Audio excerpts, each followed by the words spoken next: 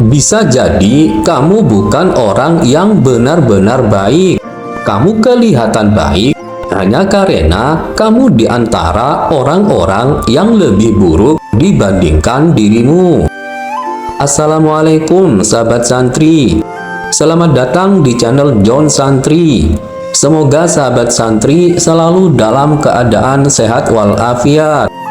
Pada video kali ini kita akan membahas kutipan nasihat dari Imam Ibnu Athaillah, seorang ulama ahli tasawuf.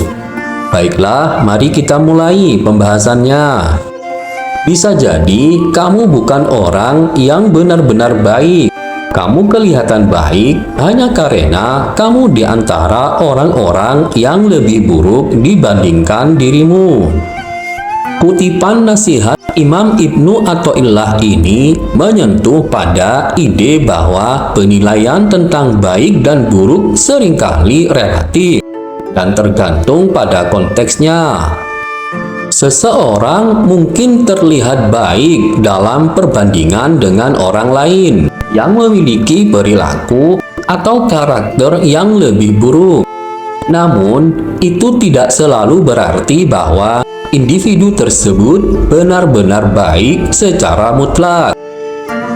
Pertama-tama, penting untuk memahami bahwa konsep baik dan buruk adalah subjektif dan dapat dipengaruhi oleh berbagai faktor seperti budaya, nilai personal, dan situasi.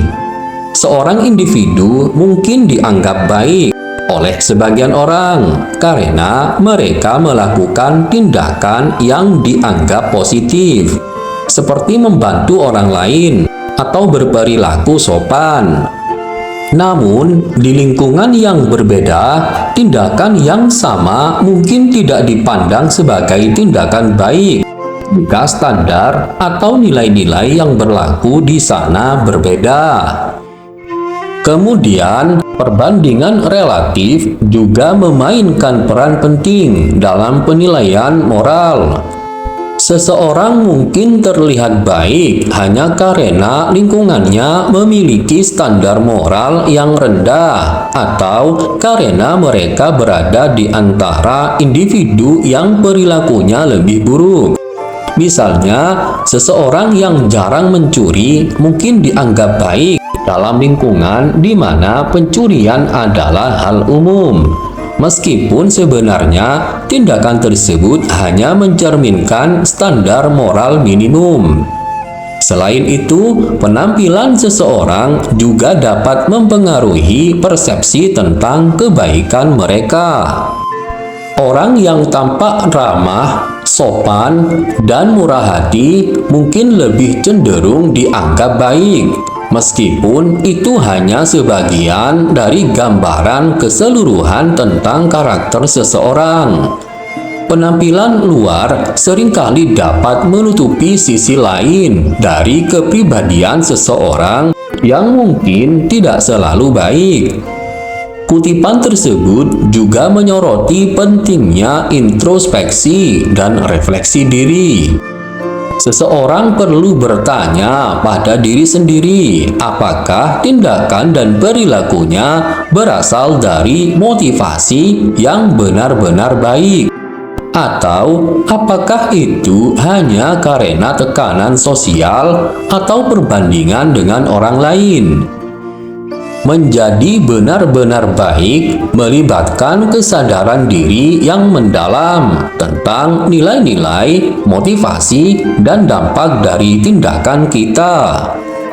Dalam konteks yang lebih luas, kutipan tersebut mengajak untuk melihat mekanisme penilaian moral kita dan mempertanyakan asumsi tentang apa yang membuat seseorang benar-benar baik. Ini mengingatkan kita bahwa penilaian kita tentang kebaikan tidak boleh semata-mata bergantung pada perbandingan dengan orang lain, tetapi harus didasarkan pada prinsip-prinsip moral yang mendalam dan universal. Baiklah, sebelum kita lanjutkan, alangkah eloknya jika sahabat santri membantu subscribe channel John Santri, karena subscribe merupakan ladang pahala bagi Anda. Menerapkan kutipan tersebut dalam kehidupan sehari-hari bisa dimulai dengan meningkatkan kesadaran diri dan introspeksi terhadap tindakan dan motivasi kita. Berikut adalah beberapa cara untuk menerapkannya. Pertama, introspeksi diri. Secara teratur, luangkan waktu untuk merenungkan tindakan dan perilaku kita. Tanyakan pada diri sendiri, apakah tindakan itu benar-benar berasal dari motivasi yang baik dan didorong oleh nilai-nilai yang kita yakini? Atau apakah itu hanya karena tekanan sosial atau perbandingan dengan orang lain? Kedua, pertimbangkan konteks. Ketika menilai tindakan orang lain atau diri sendiri, pertimbangkan konteksnya. Apakah tindakan tersebut baik dalam konteks situasinya? Atau apakah itu hanya terlihat baik karena lingkungan atau norma yang rendah? Ketiga, berfokus pada nilai yang mendasar. Daripada hanya mengejar penampilan baik di mata orang lain, berfokuslah pada nilai-nilai yang mendasar.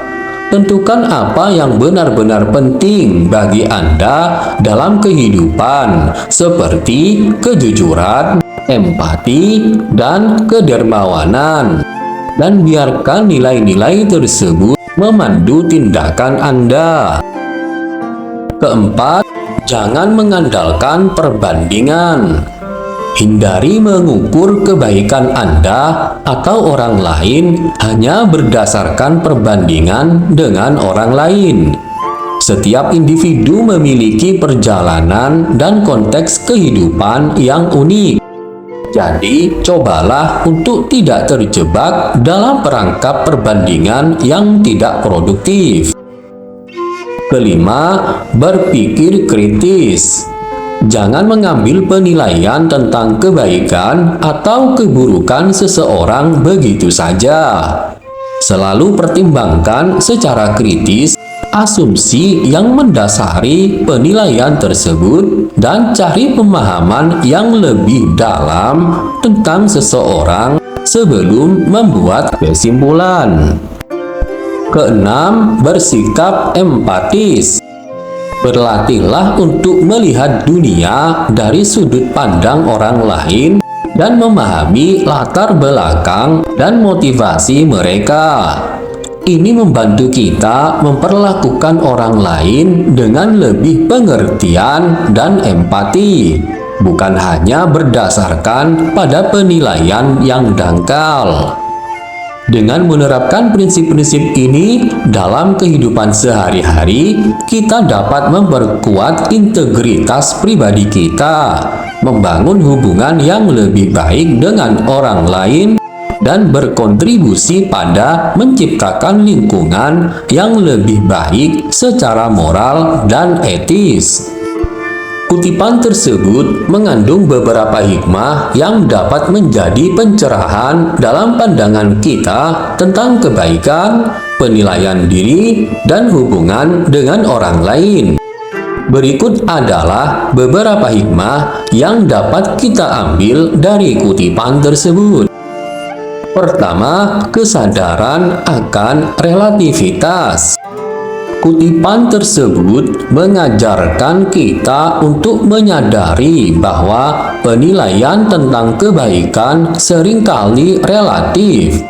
Kebaikan seseorang tidak selalu dapat diukur secara mutlak, tetapi seringkali bergantung pada konteksnya. Ini mengingatkan kita untuk tidak terlalu cepat membuat kesimpulan tentang diri sendiri atau orang lain berdasarkan standar yang mungkin tidak relevan atau adil. Kedua, introspeksi diri yang mendalam. Kutipan ini mendorong kita untuk melakukan introspeksi yang mendalam terhadap motivasi dan tindakan kita. Apakah kita melakukan kebaikan karena itu adalah yang benar, atau hanya karena ingin terlihat baik di mata orang lain? Pertanyaan ini memperluas pemahaman kita tentang kebaikan dan mengajak kita untuk bertindak dengan integritas dan kesadaran diri yang lebih besar. Ketiga, pentingnya standar pribadi. Kutipan tersebut menggarisbawahi pentingnya memiliki standar pribadi yang jelas dan kokoh dalam menentukan kebaikan.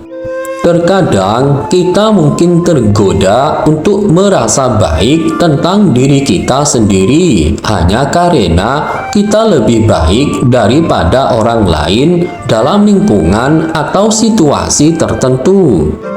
Namun, memiliki standar yang kokoh memastikan bahwa kebaikan kita didasarkan pada prinsip-prinsip moral yang benar, bukan hanya pada perbandingan dengan orang lain.